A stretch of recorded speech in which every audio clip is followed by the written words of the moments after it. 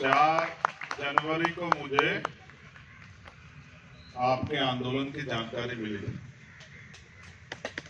Party office से मेरे पास संदेश आया कि स्मारक की सुरक्षा स्वच्छता के लिए जो भर्ती हुई थी उनका आंदोलन चल रहा है और सरकार उनकी मांगों को लेकर लापरवाही का रवैया इख्तियार कर रही है। 5 तारीख को आप लोगों को वार्ता के लिए शायद बुलाया गया, जिसमें आपके बीच जो आप ही के साथी हैं उनको वार्ता के लिए बुला के वीसी द्वारा अरेस्ट भी करा दिया गया, झूठे मुकदमे भी लगाए गए, सस्पेंड भी कर दिया गया। 5 तारीख को फिर मैंने सोशल साइट एक्स के माध्यम से, ट्विटर जिसको कहते थे पहले, उसके माध्यम से अपनी बात रखी और आपकी इस आवाज को, लड़ाई को मजबूत करने का मैंने प्रयास किया और सरकार से मांग की कि वो आपकी मांगों को सुने। आज एक आवश्यक मीटिंग से मैं लखनऊ आया था। मेरे फोन में सुबह ही एक संदेश पड़ा हुआ था कि जब आप वहां जाएं तो समय निकाल के स्मारक समिति के जो साथी वहां 37 दिन से आंदोलन कर रहे हैं उनके बीच में एक बार जरूर जाएं, उनकी पीड़ा को देखें, महसूस करें और कोशिश करें कि उनका आंदोलन जल्दी जल्दी सफल हो जाए, जिससे कि वो अपने घर परिवार में लौट सके।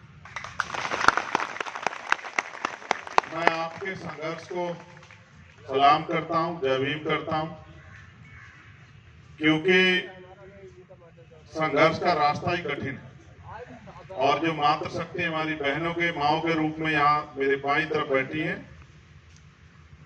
मैं उनके संघर्ष, क्योंकि महिलाओं के जीवन में तो प्राकृतिक एक संघर्ष है बचपन से लेकर जीवन के अंतिम समय तक। हमेशा उनको जो है भारत में जो व्यवस्था है उसके अधीन, दूसरे के अधीन ही रहना पड़ता है जब से वो पैदा होती हैं और जब तक वो उनका जीवन समाप्त होता है। वो दूसरे के जरिए इस देश में उनको चलना पड़ता है, पहले पिता के जरिए। यहाँ तो सच यह है, पैदा होने के लिए भी परमिशन की जरूरत होती है। बेटी है तो माँ बाप तय करेंगे पैदा करनी नहीं करनी है, बेटा हो तो एक बार को कोई बात नहीं। तो फिर उन कितना पढ़ेगी, क्या पहनेगी, क्या खाएगी, कहाँ आएगी, कहाँ जाएगी, किसके साथ जाएगी, ये भी परिवार के लोग तय करते हैं। फिर किसके साथ उसकी शादी होगी, ये भी परिवार के लोग तय करते हैं। वो नौकरी करेगी नहीं करेगी, ये ससुराल के लोग तय करते हैं। फिर और तमाम तरह की जो जिंदगी है उसकी वो अपने परिवार, ससुराल, बच्चों में ऐसी बीत जाती है। और अंत एक कड़वी सच्चाई ये है कि अभी तो माँ बाप की इतनी इज्जत है कि माँ बाप को घर से बाहर निकालते, बच्चों को अनाथ आश्रम भेजते, आजकल परहेज नहीं होता है। तो मैं इन देवियों के रूप में यहाँ उपस्थित हमारी माओ बहनों का बहुत धन्यवाद दूंगा जो अपने हकों के लिए लड़ रही। मैंने हमारे भाई से बहुत सारी बातें आपके आंदोलन के विषय में जानी, किस तरह से 13 साल से आप लोग एक एक पल जो है इस आंदोलन में, इस संघर्ष में, जो ये भी एक आंदोलन ही है, पेट को पालने का आंदोलन है जो आप अभी तक चला रहे थे नौकरी के रूप में।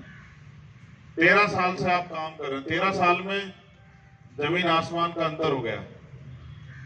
जो 13 साल पहले चीज 100 रुपए की थी, आज वो मार्केट में 300-400 रुपए की हो गई।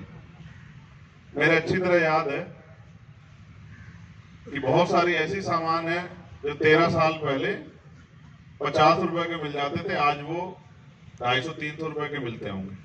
ये कैप भी उसका उदाहरण, जो सर पे हमने कैप ओढ़ रखी है, आजकल मार्केट में ये भी 200-300 रुपए की मिल रही है, पहले 20-30-50 रुपए की मिल जाती है। यानी कि कई गुना जो है दाम बढ़ गए।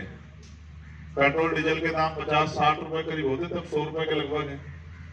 आधे का फर्क, आधे से ज्यादा जो है दुगनी कीमतें होगी है। लेकिन आपकी तनख्वाह के बारे में जान के मुझे बड़ा अचरज हुआ कि आप वहीं के वही हो जहां से आपने शुरुआत की। फिर एनपीएस के नाम पे 800 करोड़ रुपए का घोटाला भी हो गया।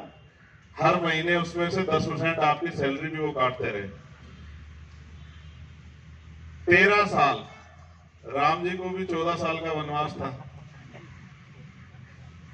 कल तो मैं सोच रहा था कि भाई अब तो राम आ गए हैं, तो अब मुझे लगता है कि किसी की जिंदगी में कोई समस्या नहीं रही।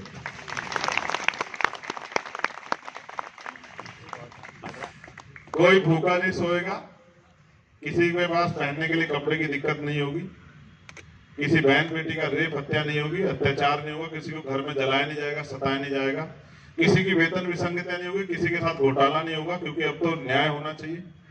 ऐसी मुझे भी उम्मीद है, मगर हो सकता है कि ये गलतफहमी हो जाए, लेकिन मेरी आशा है कि कुछ बदले। लेकिन उससे ज्यादा बदलेगा इस तरीके जिस तरीके से आप लड़ रहे हैं। मैंने आपकी मांगे पढ़ी, आपकी सारी मांगे जायज है, और आपने जिन अधिकारियों से बात की उन्होंने भी आपको आश्वस्त किया होगा कि आपकी मांगे जायज। पुनरीक्षित वेतन, एनपीएस खाता, मृतक आश्रितों को नौकरी, चिकित्सा लाभ, अस्थायीकरण, 7वें वेतनमान का लाभ, दीपावली बोनस, एसीपी का लाभ।